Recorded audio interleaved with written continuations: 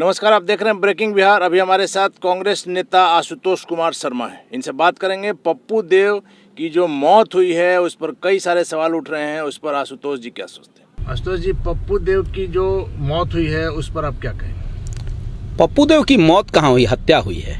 ये तो साफ स्पष्ट रूप से दिख रहा है कि पप्पू देव को लाठियों से पीट कर मार दिया गया है।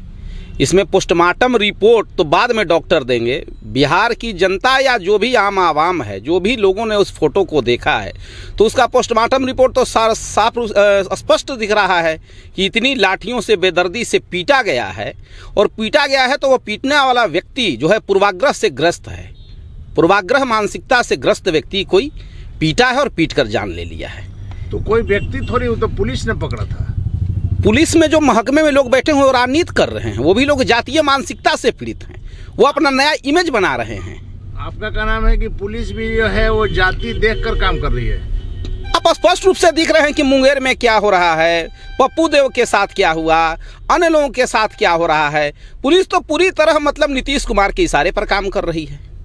आपको लगता है कि पप्पू देव जो है भूमिहार जाति से थे, सवर्ण जाति से थे, इसका खामियाजा भुगतना पड़ा? देखिए, हम लोग जो सबसे पहली बात है, हम कांग्रेस पार्टी के वर्कर हैं और कांग्रेस पार्टी का स्पष्ट रूप से एक मानसिकता है और कांग्रेस के कार्यकर्ताओं की कि जाति जाति रटते रटते जिनकी पूंजी केवल पाखंड, मैं क्या जानू जाति जाति हैं ये मेरे भुजदंड। ये राष्ट्रकवि रामधारी सिंह दिनकर की पंक्ति है, जिसको कांग्रेस ने पूरी तरह आत्मसात किया है।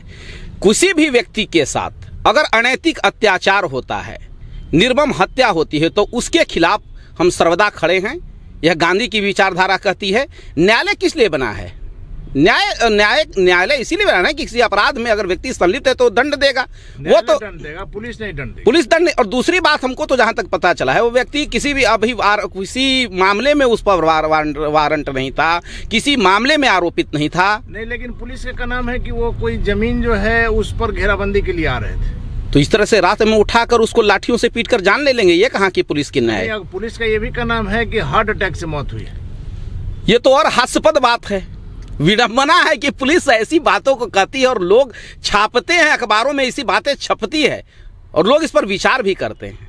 लेकिन पोस्टमार्टम में जो लाश का है स्थिति हम लोगों ने भी दिखाया था, उससे तो थोड़ा माहौल। देखिए, सबसे पहली बात तो कि पुलिस यहाँ और पोस्टमार्टम रिपोर्ट, उस पर भी मुझे पूर्ण विश्वास अभी नहीं आया है पोस्टमार्टम रिपोर्ट, लेकिन हम उस पर भी शंका है। इसका पोस्टमार्टम तो बाहर में होना चाहिए था, बिहार से बाहर होना चाहिए था, तो कम से कम पटना एम्स में होना चाहिए था। पोस्टमार्टम रिपोर्ट नहीं आया है, लेकिन लाश को देखकर ये लग रहा है, स्पष्ट रूप से दिख रहा है कि हत्या की गई है।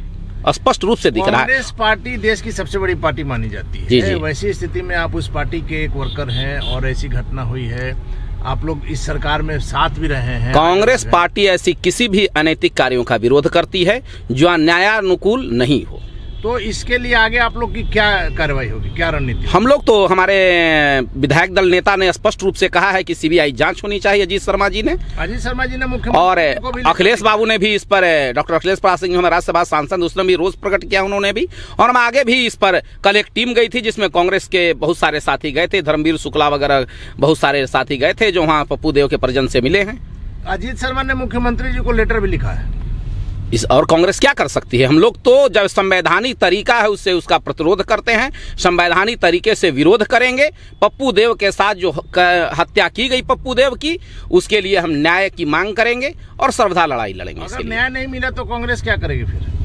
कांग्रेस संवैधानिक तरीके से न्याय के लिए लड़ाई लड़ेगी। मतलब अगर न्याय नहीं मिला तो आप लोग संवैधानिक तरीके से विरोध? हाँ, विरोध दर्ज कर। हाँ, अगले सत्र में जब विधानसभा जरूर उसमें भी आप लोग जरूर। एक और मामला जो है वो जीतन राम मांझी का है, और उसके बाद आपने देखा जो उसके बाद गजेंद्र झा का जिस तरह से बयान आया, ये राजनीति आखिर किस दिशा में? देखिए, ये तो राजनीति इतना घिनौना हो गया है ना, जो हंसी छूटती है।